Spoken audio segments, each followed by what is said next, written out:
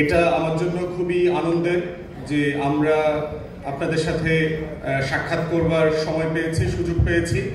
আমরা বোধ করছি যে আপনাদের প্রতি যে জুলুম করা হয়েছে, যে অন্যায় করা হয়েছে, এটা নিয়ে আমাদের কথা বলা উচিত। আপনারা ইতিমধ্যে হয়তো জানবেন না, এর আগের যিনি আপনাদের এই বিষয়ক উপদেষ্টা ছিলেন জনাব হাসান আরিফ, উনি যখন এই আদেশটা দিয়ে এটা বাতিল করেন, আমি ব্যক্তিগতভাবে ওনার সাথে গিয়ে দেখা করেছি। দেখা করে ওনাকে বলেছি যে আপনারা হয়তো বোধ করছেন যে আওয়ামী আমলে যারা অনির্বাচিত, রাতের ভোটের নির্বাচিত কাউন্সিলরদেরকে বাতিল করতে চান, সেটা করেন, কোনো সমস্যা নাই, কিন্তু সেটার রিপ্লেসমেন্ট কি হবে, বিকল্পটা কি হবে এরপরে? কারণ এই যে সেবা থেকে পুরো আমার জনগণকে আলাদা করে দিচ্ছেন, তার সেবার সূত্রের জায়গাটা কি হবে, এটা রিপ্লেস করবেন কি দিয়ে? আর দ্বিতীয়ত হচ্ছে, সবাই তো আওয়ামী লীগ থেকে নির্বাচিত হয়নি, সবাই জাতীয় পার্টি অনেকে আছেন যারা বিদ্রোহী প্রার্থী হয়ে হয়েছেন, অনেকে আছেন স্বতন্ত্র নির্বাচন করে হয়েছেন, অনেকে আছেন যারা ফ্যাসিবাদ বিরোধী আন্দোলনে গত 16 বছর সক্রিয় ছিলেন, জেলে গিয়েছেন, মিথ্যা মামলার শিকার হয়েছেন, নির্যাতিত হয়েছেন, গুমের শিকার হয়েছেন, রিমান্ডের শিকার হয়েছেন, তারাও তো আছেন। তাদেরকে বাতিল করলেন কেন? আমরা ইতিমধ্যেই আপনারা যে আছেন এটা জানার আগেই, আপনাদের মিটিং এর আগে আমি ব্যক্তিগতভাবে আমি হাসান আরিফ সাহেবের সাথে দেখা করেছি এবং ওনাকে বলেছি যে আপনি ইমিডিয়েটলি আপনার মিনিস্ট্রি কলিগদের সাথে কথা বলে একটা রিপ্লেসমেন্ট কমিটি করে দেন। যারা যারা ফ্যাসিবাদ বিরোধী আন্দোলনে সক্রিয় ছিল সকল কাউন্সিলরকে আপনি আবার অধ্যাদেশ দিয়ে, প্রজ্ঞাপন দিয়ে দায়িত্ব ফেরায় দেন এবং বাকিগুলোতে নির্বাচন দিবেন পরবর্তীতে, সেটা আপনারা আলোচনা করেন। কিন্তু যারা অলরেডি গণ অভ্যুত্থানকে ধারণ করেন, জুলাই আগস্টের পরিবর্তনের সাথে যারা লড়াই করেছেন, জীবন দিয়েছেন, রক্ত দিয়েছেন, পানি খাইয়েছেন, পাশে ছিলেন, এই লড়াইয়ের প্রত্যেকটা সৈনিককে জনগণের পাশে রাখেন, কারণ তাদেরকে আপনার দরকার। এবং আজকে আমরা প্রতিদিন দেখতে পাচ্ছি যে কি পরিমাণ অন্তর্বর্তীকালীন সরকারের সদিচ্ছা থাকবার পরেও তারা হিমশিম খাচ্ছেন সেবা প্রদান করতে। ছোট ছোট ঘটনাগুলো নিয়ে ঝামেলা হচ্ছে, কেওয়াস হচ্ছে, মারামারি হচ্ছে। কালকে দেখলাম টিএনও উল্টা পাল্টা সব জন্ম নিবন্ধন বাতিল করে দিয়েছে, ভোটার আইডি কার্ড বাতিল করে দিচ্ছে। এখন আমলারা তো 16 বছরের ফ্যাসিবাদের দালালি করেছে, যেই আমলারা 16 বছর দালালি করছে তাকে আবার নতুন দালালির ঠিকাদারি কেন দিলেন? এই আমলাদেরকে তো আগে জমজম কূপের পানি দিয়ে গোসল করায় হালাল করতে হবে। যারা জনগণ বিচ্ছিন্ন আওয়ামী লীগের দালালি করেছে গত 16 বছর, জাতীয় পার্টি দিল্লি কলকাতার বদমাইশিগিরি করছে বাংলাদেশ রাষ্ট্রে, তাকে কেন আপনি এক্সটেন্ডেড দায়িত্ব দিলেন? এটা কিসের ভিত্তিতে করলেন? টিএনও, ডিসি, এসপি ওদের তো এক্সিস্টিং কাজে তারা ভালোভাবে করে না, ভালোভাবে করতে পারে না, তাকে আবার একটা নির্বাচিত প্রতিনিধির দায়িত্ব দিয়েছেন, একটা অনির্বাচিত লোককে। তো সমাধানটা তো ভালো সমাধান হইল না। তো এই কথা আমি আগের উপদেষ্টাকে বলেছি। আজকে আপনাদের যে দাবিনামার যে লিফলেটটা আছে, এটা ইতিমধ্যে আমি আপনাদের বর্তমান যে উপদেষ্টা এই মন্ত্রণালয়ের আসিফ মাহমুদকে পাঠিয়েছি, তার এপিএস কে পাঠিয়েছি এবং আরেকজন যে ছাত্র উপদেষ্টা আছে নাহিদ, তাকেও পাঠিয়েছি। তাদেরকে আমরা বলেছি যে আপনারা দয়া করে এই টিমের নেতৃবৃন্দের সাথে আপনারা বসেন, তাদের কথা শোনেন, তারা আপনাদের সহযোগী, কারণ তারাও এই আন্দোলনে ছিল। আপনারা যদি এই রাষ্ট্রের সেবাটাকে এগিয়ে নিয়ে যেতে চান, শুধুমাত্র ঢাকায় থেকে এই আনসার লীগ, প্রতিবন্ধী লীগ, ওই লীগ সেই লীগ ডিল করলে হবে না, প্রত্যন্ত অঞ্চলেও ডিল করতে হবে। কিভাবে করবেন সেটা? সেইটার মাধ্যম হচ্ছেন আপনারা, যারা তৃণমূলের সাথে, প্রত্যেকটা কৃষকের সাথে, জেলের সাথে, যারা চাষ করেন, হাল চাষ করেন, মজুর আছেন, দিনের বর্গা চাষি আছেন, তাদের সাথে কানেক্টেড লোক হচ্ছেন আপনারা। তারা ওই প্রত্যন্ত গ্রামের কষ্ট, দুঃখ, তাদের ক্ষোভ, বঞ্চনার গল্পটা আপনারা জানেন। তাহলে বাংলাদেশ রাষ্ট্রের সাথে, কেন্দ্রের সাথে তৃণমূলের সেতু বন্ধন হচ্ছেন আপনারা। সেই ব্রিজটাকে কেটে দিয়ে নদী পার হওয়া সম্ভব না।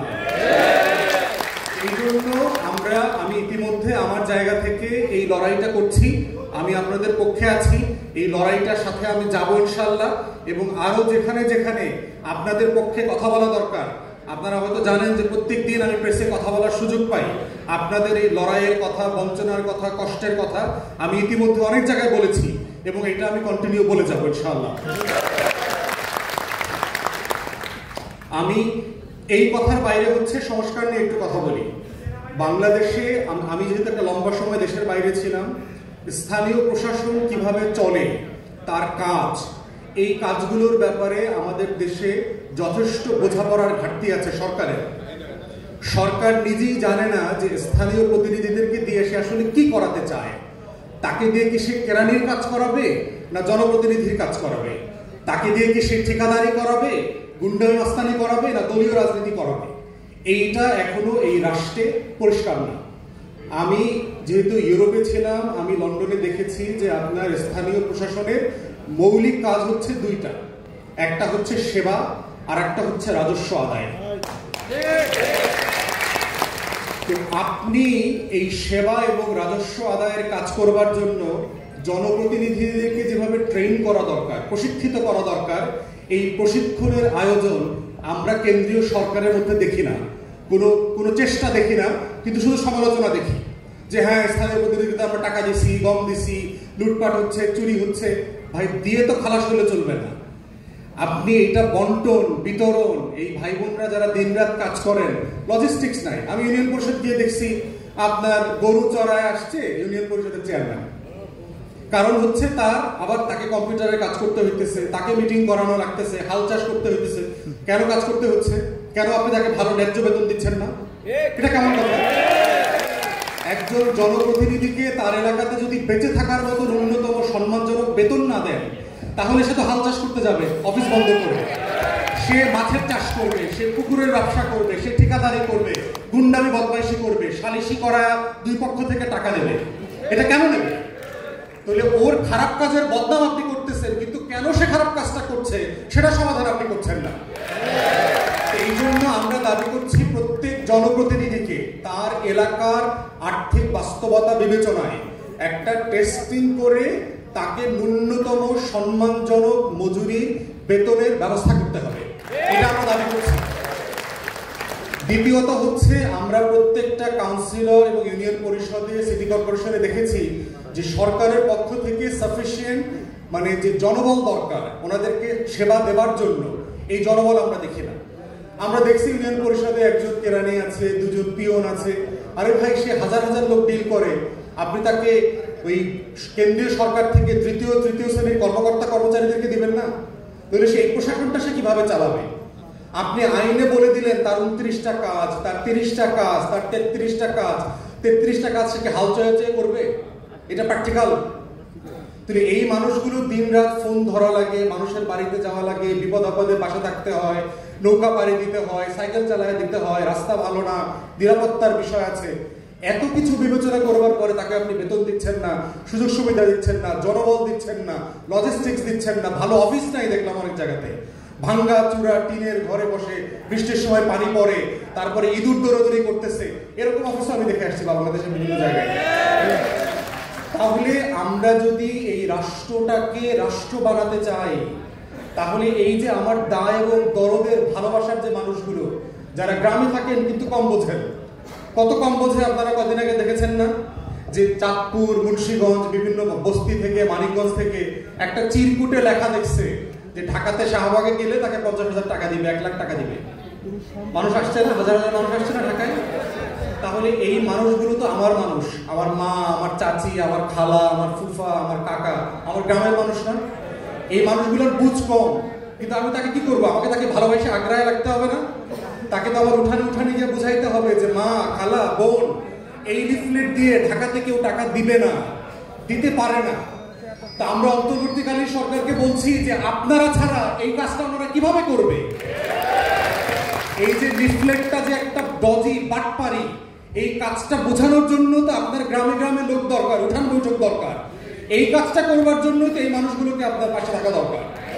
অতএব আমরা অন্তর্বর্তীকালীন সরকারকে বলছি যে যে স্বপ্ন আকাঙ্ক্ষা নিয়ে আপনারা বাংলাদেশ রাষ্ট্রে দায়িত্ব নিয়েছেন, এই প্রত্যেকটা আকাঙ্ক্ষার সাথে আমার এই জনপ্রতিনিধিরা, আমার গ্রামের মানুষ, আমার পৌরসভার মানুষ, আমার সিটি কর্পোরেশনের মানুষগুলো জড়ায় আছে, যাদেরকে আপনি দেখেন না।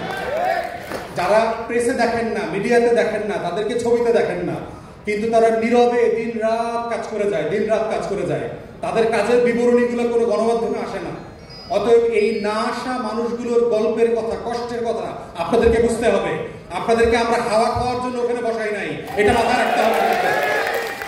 অতএব অন্তর্বর্তীকালীন সরকার এবং যারা উপদেষ্টা মহোদয় আছেন তাদেরকে আমি আহ্বান করছি, ইমিডিয়েটলি আপনারা এই কাউন্সিলর নেতৃবৃন্দের সাথে বসবেন, কথা বলবেন, তাদের কষ্টের বোঝার চেষ্টা করবেন এবং যে সংস্কারের ভিত্তিতে আমরা বাংলাদেশ রাষ্ট্রটাকে বদলে দেওয়ার জন্য লড়াই করেছি, জীবন দিয়েছে আমাদের শত শত তরুণ যুবকরা, সেই বাংলাদেশটাকে গড়বার জন্য যেন তারা আপনাদেরকে কাজে লাগায়, আপনাদের সেবাটা নেয়, আপনাদের দিন রাতটা নেয়। এটাই হচ্ছে আমার আহ্বান। আমাকে দাওয়াত দেওয়ার জন্য আমরা নেতৃবৃন্দকে ধন্যবাদ জানাচ্ছি। আবারও দেখা হবে ইনশাল্লাহ আপনাদের সাথে, আপনাদের মিছিলে।